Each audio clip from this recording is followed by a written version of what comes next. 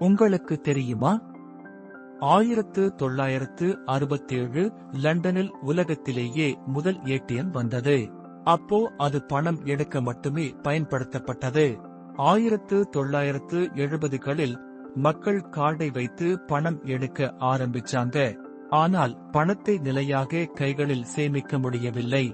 1980களில் வங்கிகள் envelope deposit முறை அறிமுகம் செய்யப்பட்டது. வாடிக்கையாளர்கள் பணத்தை கவர்ல போட்டு ஏடிஎம்ல போட்டாங்க. ஆனா அந்த கவர் அப்படியே வங்கி ஊழியர்கள் திறந்து காசு எண்ணி அக்கவுண்ட்ல சேர்க்கணும். இதனால் நேரம் அதிகம் ஆனது, வேலைப்பளுவும் அதிகம் ஆனது. 2000களில் கேஷ் டெபாசிட் மெஷின் வந்தது.